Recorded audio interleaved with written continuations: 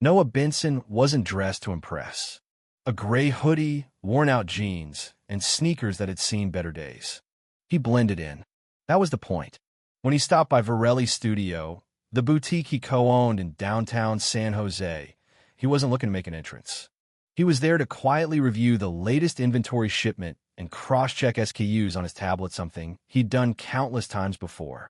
Midweek, quiet afternoon, a handful of customers browsing handbags and jackets. Routine. He stood near the stockroom door, stylus in hand, eyes on the numbers. He didn't notice the man behind the register watching him. Not until the voice cut through the gentle hum of music playing overhead. "Excuse me," the man said. Noah looked up. "I'm going to need you to leave." Noah blinked. "I'm sorry. You don't work here. You're making the customers uncomfortable." The man was in his early 40s, white, clean-shaven, collared shirt pressed to perfection, a name badge clipped to his chest. Ethan Carr, regional manager. That was new. "Actually," Noah said calmly, "I'm one of the owners. Just checking the backroom inventory." Ethan's jaw tightened. "Right. You can't just say that. I don't recognize you, and I don't appreciate being lied to. Let's not make this more difficult than it needs to be." "I'm not lying," Noah replied. "I'm Noah Benson. I co-founded this store with Reggie Sawyer. Been here since day one." Ethan shook his head. "I was brought in last month to restructure this district. I don't take kindly to loitering or staff bringing in friends to mess around." People were beginning to notice. A woman clutching a leather purse slowed her step. A college student browsing sunglasses turned his head. Noah stayed calm. "Call Reggie. Or we'll check the owner registry." "I don't need to call anyone," Ethan snapped. "You either walk out, or I call security." Noah sighed. His face flushed, but he held it in. "This is a mistake. A real one." Ethan didn't blink. "Security's on the way." 2 minutes later, a mall rent-a-cop arrived, already briefed. "Sir, I'm going to have to ask you to leave." Noah kept his voice low. "I built this place. The money, the vision, the sweat. And now you're kicking me out of my own store." The guard didn't budge. Customers whispered. A young black woman behind the register tunnel looked like she wanted to intervene, but didn't. Ethan stood with folded arms, jaw clenched, gaze cold. So Noah walked out. Not because he agreed. Not because he was afraid. But because he knew rage wouldn't fix anything. Outside, the sun hit his face like a slap. His heart thudded. He didn't speak, didn't look back. But the security camera had caught all. What Ethan hadn't known that day was who he'd just tossed out. Before there were glass shelves and polished floors, there was a wrinkled piece of notebook paper. Noah had scribbled out a business plan during his lunch break at a warehouse in Modesto. He was 25, tired, determined, overlooked. He hadn't grown up with much. His mother worked nights at a care home, and his father juggled side hustles to keep the lights on. Noah paid attention to presentation, to the feeling people got when they stepped into a space that saw them. Years of savings and side jobs later, he partnered with Reggie, a college friend with retail analytics experience. Their vision, timeless, minimalist fashion for professionals excluded by mainstream luxury. No loud logos. No vatekeping. Noah didn't want to be the face of the company. That was Reggie's strength. Panels, photo shoots, public speaking. Noah worked supply chains, adjusted lighting in fitting rooms, refined the in-store experience. They opened the first Varelli studio in 2019. San Jose. It was a risk. But by year 2, they turned a profit. Then a second store. Then a third. Noah remained the silent partner. Staff knew his face, some knew his name. But high turnover meant not everyone recognized him. He didn't mind. Until that day.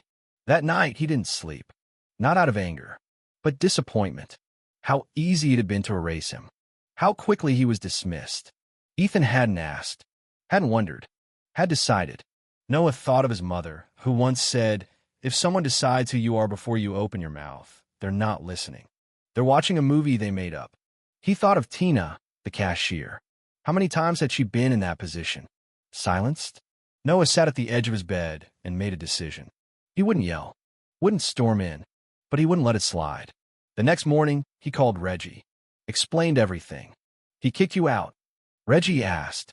Didn't recognize me. Had security walk me out. What do you want to do? Full staff meeting. Everyone, including him. Reggie didn't argue. He heard the quiet finality in Noah's voice. Noah contacted their legal advisor, Maya Tran, not to sue, for clarity. Then he called Tina, asked if she'd be willing to speak during the meeting. She didn't hesitate. By noon, the plan was set. The next day, Noah returned. Not the same man.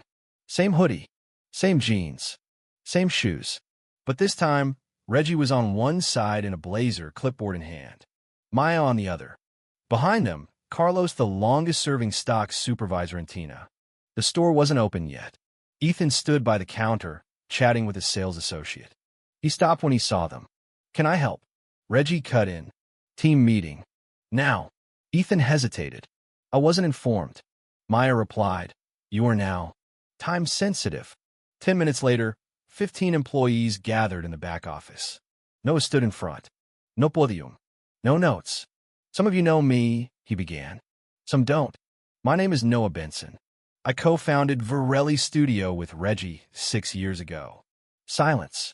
Yesterday, I came to check inventory. Dressed as I usually do. I was disrespected. Removed. Without a question.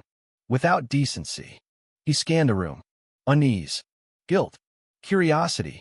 Reggie tapped his phone. The office TV lit up. Security footage rolled. No sound. Just body language. Ethan's stance. Noah's calm. The guard. Tina's hesitation. It ended. Stillness. Tina stood. I wanted to speak up yesterday, but I was scared. I knew who Mr. Benson was. I just didn't know what to do. Noah nodded. Thank you. He looked at Ethan. You didn't ask. You assumed. You acted. And now we're here. Ethan looked down. For the first time, Maya stepped forward. This isn't a trial. It's a moment. To ask, what culture are we building here? Ethan opened his mouth. I genuinely thought. No hay interruptive. You didn't think. That's the problem. Carlos raised his hand.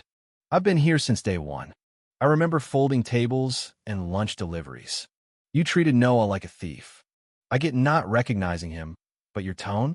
That was about control. Heads nodded. You act like we're beneath you, Carlos continued. Doing your job shouldn't mean looking down on people, Tina added.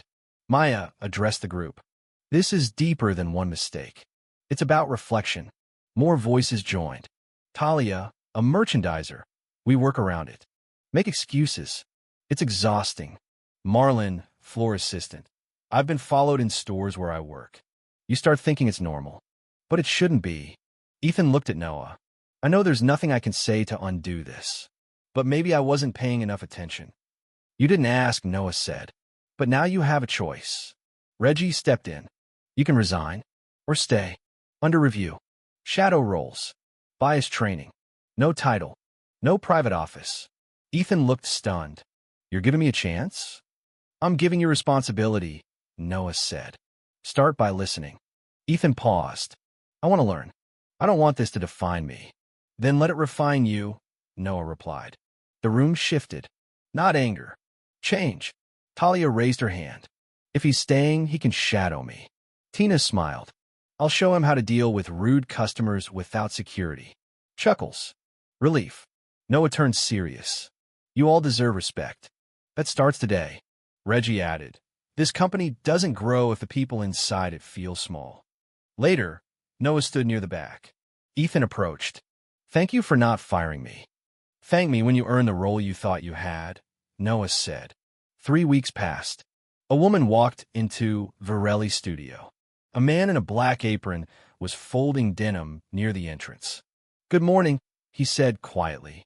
It was Ethan, no longer regional manager, just part of the team, showing up, stocking shelves, taking returns, cleaning fitting rooms. Carlos noted he stopped giving orders and started asking questions. Even Nina, the quietest staff member, said, he actually sees us now. Noah? He still wore his hoodie, still walked the floor, but he no longer stayed in the shadows. A student once asked him, Are you the manager? Noah chuckled. Something like that. The viral video had made its rounds. The outrage. The commentary. But what people admired most wasn't Noah's restraint. It was his leadership. One comment stood out. This man had every reason to drag the guy through the dirt. Instead, he chose to teach. That's real power. Noah never responded. He didn't care about being viral.